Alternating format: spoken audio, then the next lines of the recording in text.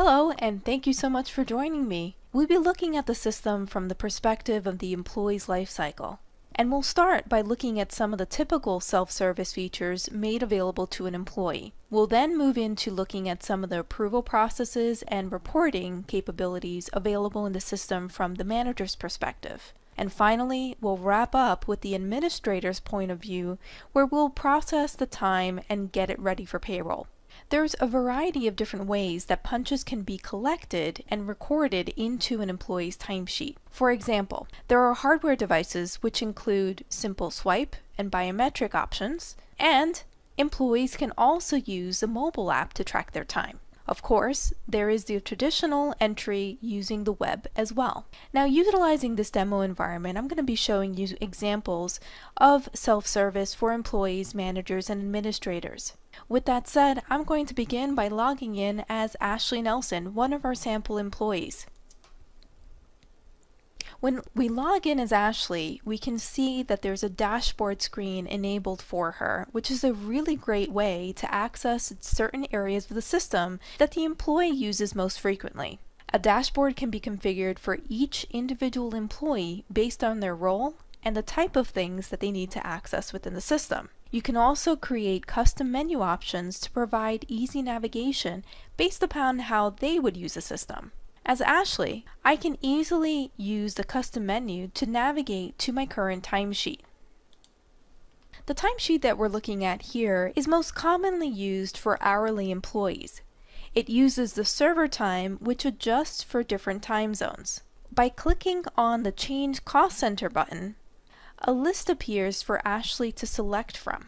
This is a list of jobs or tasks that she'll be working on. So she can make her selection, and the system will automatically clock her out of the original cost center and into the new one that she selected from the list. Now keep in mind that you can relabel this Change Cost Center button to be whatever it is that makes sense for your organization. That may be a department, a job, or location. It can be labeled accordingly. Now that Ashley has reviewed the cost center she's changed her time into, she's also noticed that there's a change that needs to be requested for one of the in punches. She can easily enter a change request by using the button in the upper right hand corner. From here, we can select the drop down and select, in this case, modify punch in. All of the time entries for this current pay period are displaying, and Ashley can select the appropriate line item to adjust it accordingly. Let's say that she actually clocked back in from lunch at 12:45 p.m. Once she has entered the time that she wants that punch to be modified to, she can submit her change, which would go through an approval process. Employees have access to other self-service features within the system as well. Let's take a look at how an employee can request time off within the system. Ashley can access the time off screen from the My Time Off Start menu. The Request Time Off screen contains three parts. We see the request tool on the left-hand side, the time off balances on the right, and recent requests towards the bottom.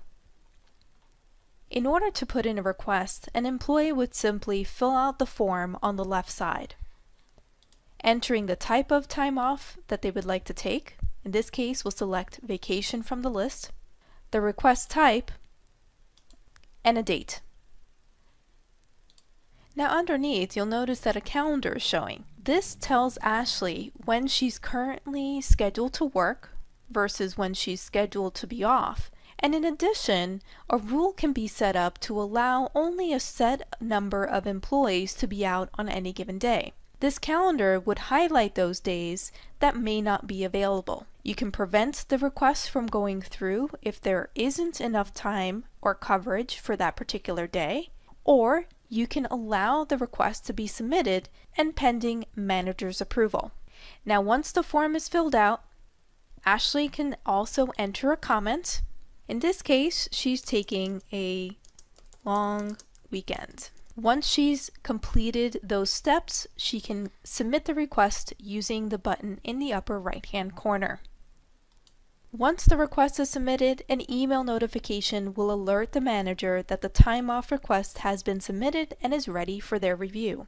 Under the Balances window, the color-coded feature alerts approvers as to whether the employee has enough authorized time available. If enough time is authorized, a pending request would be reflected in green. If not, the request would appear in red. You can also prevent a request from going through if it would bring the employee into a negative balance. Also keep in mind that the employee has the ability to modify their time off request if necessary, and that can go through an approval process as well. Now that we looked at the system from more of an employee's perspective, let's switch gears and look at the manager's perspective. We'll log in as Jack Sutherland, the sample manager in this company. You'll notice that Jack has an extensive dashboard enabled for him. Every dashboard can be configured to meet each individual user's needs. In this case, Jack's dashboard is geared towards his managerial duties and puts all of the information that he needs to know about his employees right at his fingertips. Now remember, it is one employee login across the entire database, so Jack still has access to all of his employee self-service functionality as well. This is all located in the menu under My Account.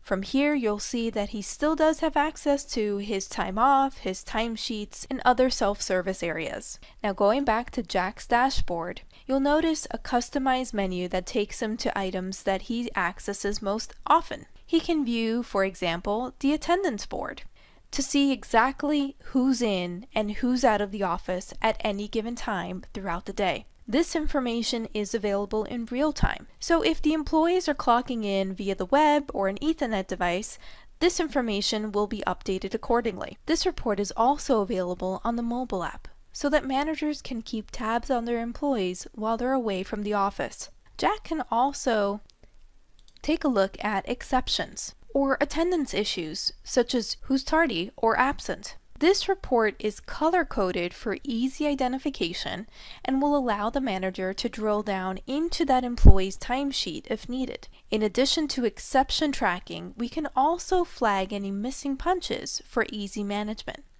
We have a widget on the bottom of the dashboard that will flag any missing punches and allow us to make those corrections. Here we can see that Ashley has a missing punch.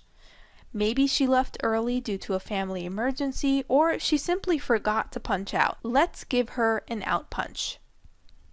Here is the missing punch on Tuesday the 3rd. We can simply enter the appropriate time and hit save. Now keep in mind that the system is capturing all of the changes in an audit trail. We can capture who made the change, when the changes were made, old versus new values, which IP addresses the changes were made from, and more. In addition, notes can be left against the timesheet to provide additional information about why a change was made. Now that the missing punch has been corrected, we're ready to take a look at the items pending our approval. This bell icon is our to-do items. What we'll see are all the items that Jack is responsible for. In this case, we can see right on the top the time off request that came through from Ashley. Now as the manager, Jack needs to review a couple of things in order to make an informed decision as to whether or not Ashley should get her time off approved. With that said, first Jack can click on the View Time Off Counts button. This will show him Ashley's balances. We can see again the greenated one indicating enough time for this request. Another item that will be important for Jack to look into is the number of other employees already off on that particular day. So we can click on this View Scheduled People icon to see who those employees are. Looks like both Jennifer and Dave are both already authorized to be off on that day. Remember, we do have an option to limit the number of employees that can be out on any given day. In this case, we'll use our manager discretion to approve the request. When clicking the Approve button, the system will prompt you for a comment. In this case, we can say, "Have fun," and click Approve. The system will automatically send an email back to the employee with the status of their request, and the time off will be updated on their timesheet accordingly. Keep in mind that you can set up several levels of approval based on your business needs. Once all of this has been approved, the time off can be exported to Outlook or Gmail calendar. Now that we've closed the requesting time off cycle, let's move on to taking a look at how a manager would approve timesheets. The manager can review timesheets right from here, or here is a more detailed report where a manager can review and approve or reject a timesheet. To select timesheets all at once, we simply click on this checkbox and all of the timesheets on this page will be selected for us. We can then use the approval button in the upper right hand corner to move these along. Once approved, the timesheet will be passed through the approval process, and once it reaches final approval, these timesheets will then be ready for payroll. Let's take a look at how Jack can run other reports. Going back to our dashboard, there are several reports that Jack uses most often. Let's go into this detailed hours report. With any given report, you can use filters to gather the appropriate data. The first filter is an employee filter, which allows you to sort by specific employees. Next, you'll see a filter for timesheet dates, where you can sort by pay period, calendar range, or date range. In addition to these filters, you can also search through the report for specific criteria. Let's look at the first name column. Here we can see that there are several different items that we can select as filters. In this case, I will select starts with. Suppose I want to search for Ashley's time cards. I can start by putting in the first couple letters of her name and hitting enter to activate the filter. Now we can see all of Ashley's time entries, where she worked, how many hours she worked, and more. There's even a subtotal which will calculate the total number of hours Ashley worked based on the date range that we defined within this report. Let's remove this filter, and I'll show you how easy it is to customize this report to get it just the way we want it. You can easily add additional columns into this report by selecting the Select Columns button on the top of the screen. On the right-hand side, we have the columns that are currently selected. On the left is where we can look for and add additional columns. Say we wanted to add the hourly pay to this report. We can look for our column, click on the arrow, and then even move it into place. Let's say we want that to come right after last name. Once we're done, we can select the columns, and here is the hourly pay column in the spot that we selected. Now, in addition, focusing on the columns themselves, you'll notice that we have a couple of arrows going up and down. This is where you can actually sort either ascending or descending. The G stands for group, and the X stands for hide columns. Let's group this report by the default jobs. Now that the report is grouped by department, there's a subtotal row for each grouping, which displays the total number of hours worked in that particular job for the time frame specified in the timesheet dates filter above. Now, once you set up a report the way you need it to be, you can always save those settings. If you go under settings, this is where you can save it with a particular name, make it the default when you log into this area of the system, and have it run immediately when you do so. Once you're ready, you can save that, and it'll be available to you moving forward. You can also export your reports. Clicking on the button in the upper right hand corner gives you several options from which you can choose. It's as simple as that. Now that we've taken a look at the managerial experience, let's look at the administrative process. I'm going to log out as Jack and log in as Kathy Watts. So from an administration perspective, I'd like to walk you through the time prep process, which is where an admin will go through the checks and balances to ensure that all of the data that has been collected throughout the pay period is accurate and ready for payroll. Again, we see a dashboard screen for Kathy, and she has a process time link, which will display all of the open pay periods. Typically, you would only see one or two. We're going to process the weekly pay period listed here by clicking on the Pay Period Functions button, which is to the far left.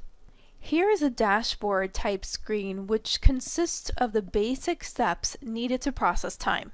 The very first step is to review the timesheet status. This checks the status of the timesheet. So for example, it looks at which timesheets are ready for payroll, which ones are still open, etc. If there are any timesheets that are still open, that means that the manager did not yet approve them. We can look at all of these timesheets and who is responsible for them by clicking on the link. Once in this area, you'll notice an approvers link. Clicking on that will tell us who the approvers are for that particular timesheet. So Kathy can go back to the appropriate managers and ensure that they review these timesheets, or she can take matters into her own hands. If we close this box, what we can do is select the appropriate timesheets, either all or a small subset, and use the Approve button in the upper right to approve these. Let's go back to the time prep process to see what other steps are needed to be completed. The next step here is processing records. Processing records allows the system to group the data accordingly and get it ready for payroll. The system will look to the pay calculations that are in place to calculate the rounding and overtime rules, etc. The step after this would be to review the results, which will give an overview of the calculated hours prior to exporting the information to payroll and display any errors, such as missing punches, that may have slipped through the cracks. Kathy can click on the hyperlink to address any errors that may have been flagged by the system.